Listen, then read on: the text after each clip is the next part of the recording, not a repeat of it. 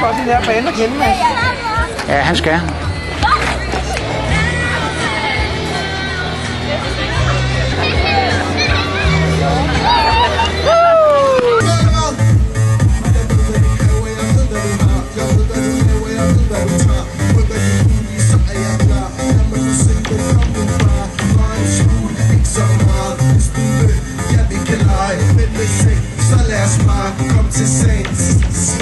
Som en slipper af bællen i de høje hæle. Lad mig se dig med dig. Lad mig se dig med dig. Som en slipper af bællen i ene klar.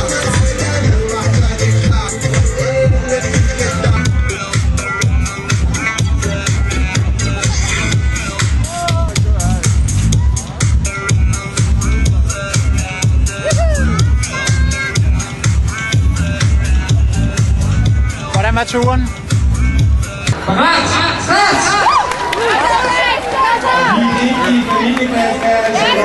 Det er godt, Ulrik. Han er i god form. Og vi når ned her i det næste sidste sving. Om det 2 gange 2 runder, det er så meget. Ja, det er godt. Og vi har stadig nogle 40 vores. Gammel brand. Kom så. Ej. Og kæft, de vinder suverænt, mand. Ja, det gør. Er det godt? Ja,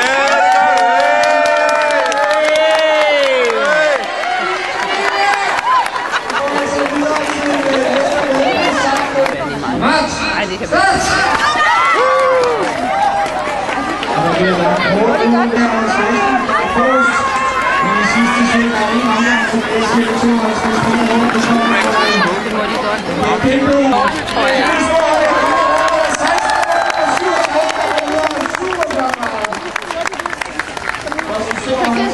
Er holdene klar?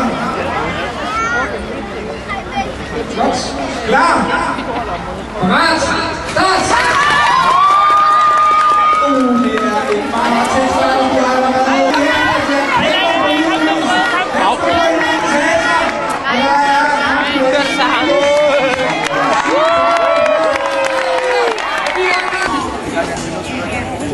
Kæmper for at få det næste bud i bagdækkene her fra start af, så det er jo noget med lige at finde der, der er mest bundet i banen. Godt, så jeg tror, vi er klar til anden start her på semifinalen i familieklassen. Er I klar? Godt, klar! Det har vi på det. Klar! Parat! Hold nu jeres baner er inde i første sving. Kæmpet jeres anlægsvejer nede her på den anden plads.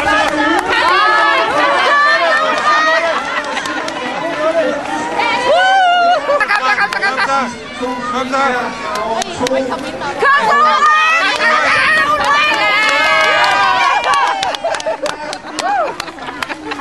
Det er semifinale, der går 2 videre. Ja, ja.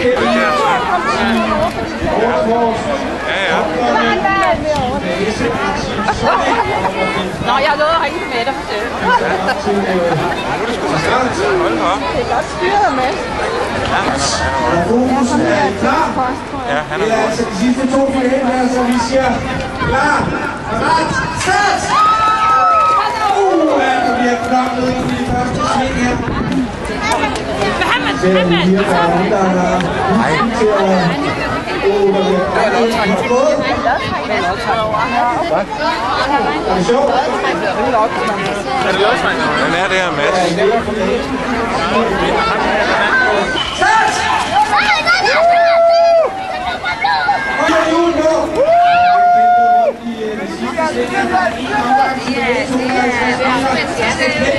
Hestboost, der går ud.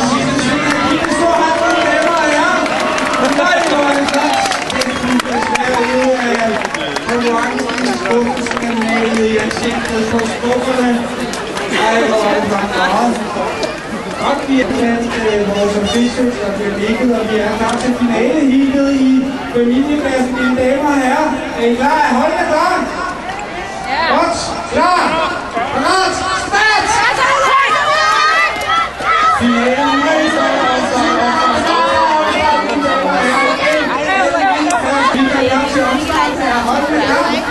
Ja. Klar. Parat. Start.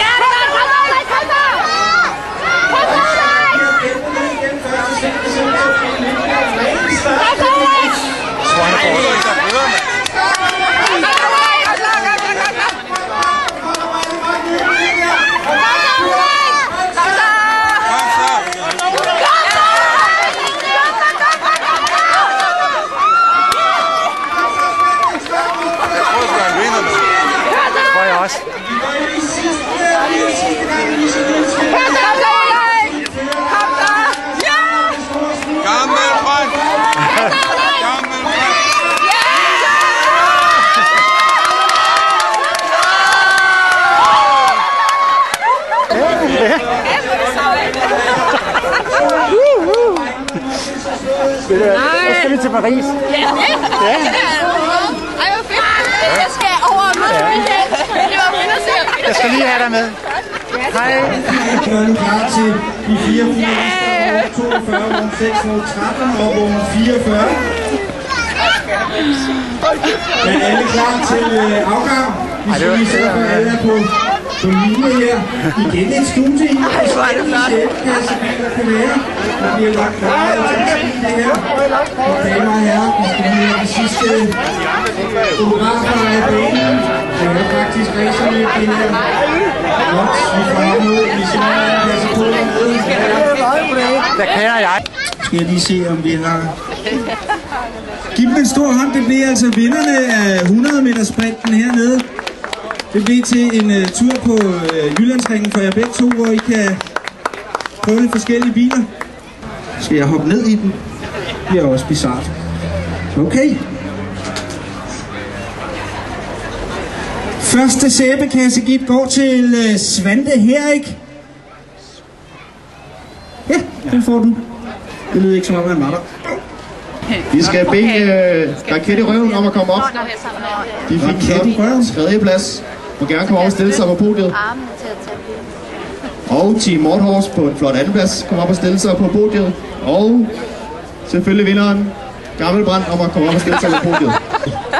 Placeret rundt omkring på sejrskamlerne her. Det er ikke hver dag, man vinder. Det er vi ser, vi kan løbe, mine damer og herrer. Ja, vi mangler stadigvæk det sidste hold. Teamchefen er med. Ja, teamchefen er med. Sidste hold, der kommer der. Kasper, vil du officielt nu opråbe navnet på tredjepladsen? Det vil jeg meget gerne. Det er Team Raket i Røven. Giv dem en stor Raket i Røven. Nej, hvor flot.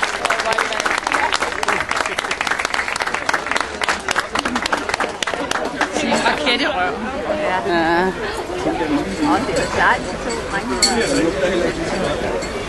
Så må det blive børnene, der skal have medaljerne forhåbentlig.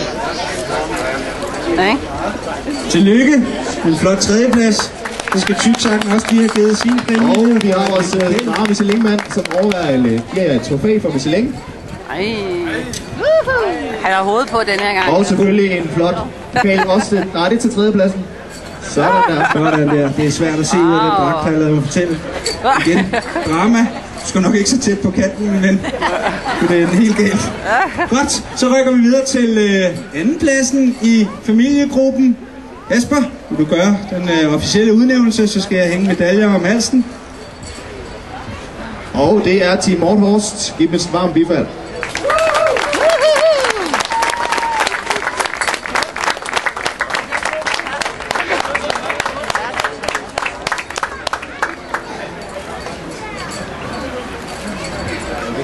Godt, så er vi nået frem til førstepladsen. Der bliver lige afspillet det.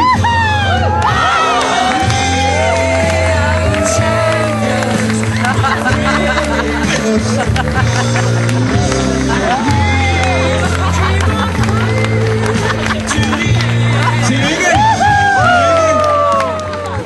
Til Team Gammelbrand, til Spandex. Jeg ved godt, jeg gav dig et forfærdeligt øgenavn undervejs, men jeg synes nu, Ej, se de flotte lår der. Altså, det er der, alle hestekræfterne sidder. Al taktikken sidder i børnenes hoveder, tror jeg. Og der bliver delt ud her. Pokal, Michelin-mand, og nu kommer der også et par medaljer. Ja, det er godt. Juhu! Ej, det er godt, de får en hver.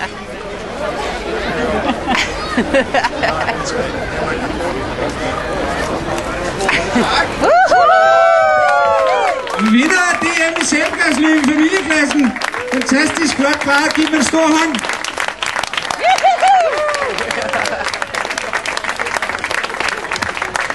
Hvad siger du så, Camilla? Og nu skal vi til præmierejsen i entusiastklassen, Og hvad siger til? hvor vi gerne vil bede om at se Deadly Races på en det var det der. Birkerød top.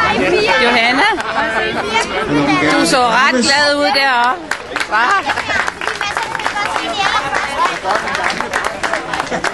Ja, det er flot. Må jeg se, Mads, har du fået noget der? Flot. Det fik også med Og vi starter altså med en tredjeplads. Kan I holde den sammen? Johanna, man skal Hold da op. Det er flot. Op over hovedet med den. Yes! Rigtig flot klaret. Og tredje i entusiastklassen. En stor hånd til Birkerød top 1. Spejderne.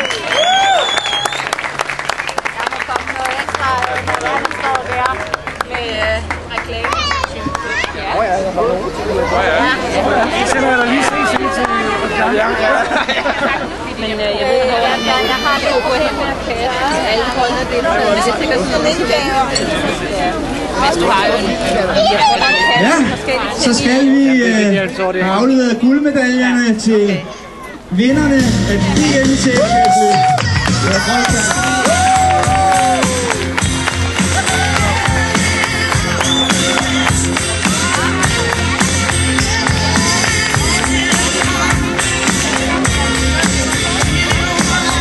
Og der kommer checken ind her. Værsgo til jer, drenge.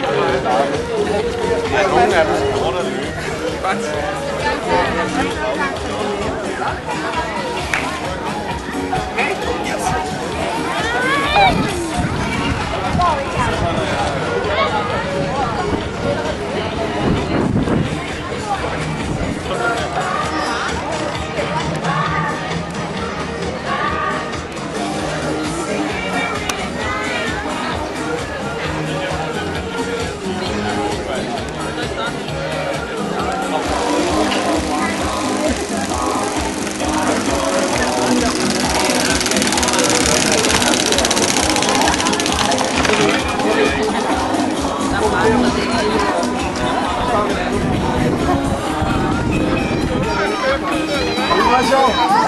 Er der egentlig flere beats, eller er det ikke?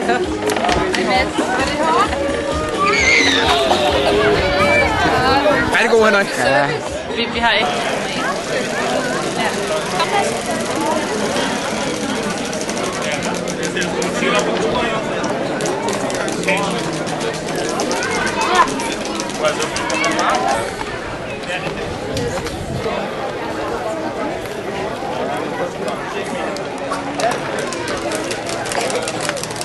De er meget smarte, de er meget tunge at køre. Det var det. Her har vi skubberen. Skal du have en tur mere her? Mine damer og herrer, klokken er nu 1:15, så jeg skal bede alle hold om at have registreret sig herover i teltet, hvis I ikke allerede har gjort det. Alle jer, som ikke har fået et løbsnummer og registreret jer, skal gøre det nu. Sidste chance. Og så skal jeg bede jer om at flytte alle jeres biler om på denne her side af målstregen, ned mod havnen. Ja, Den har lidt den er flot. El Tempo Gigante over sig. Ikke også? Jo. Den er rigtig flot. Hvad er det? Det er simpelthen... Det er da også et fint styr, så jeg har fået fundet på. Ja, ja. Det er ikke så tosset. Vores chefdesigner her. Sådan. Ja.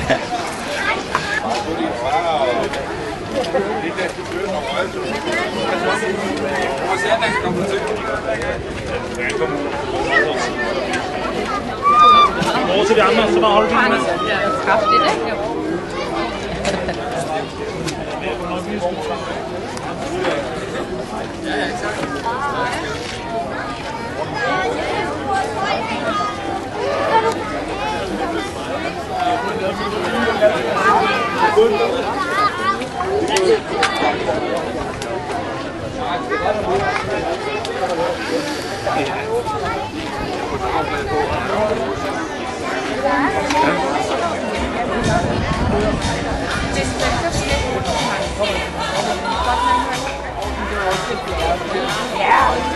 Altså, det er jo... Og så er Camilla hos sport, Så går vi videre også til lokalvinder. Det er nummer 19, Greve Blume. Sådan der. Der var man ikke i tvivl om, at I var her. Det er dejligt. Nummer 32, DDS 1 Birkerød. Ja, i det år med de blå t-shirt. 64, Shufil. Fik jeg sagt det rigtigt? Det er godt.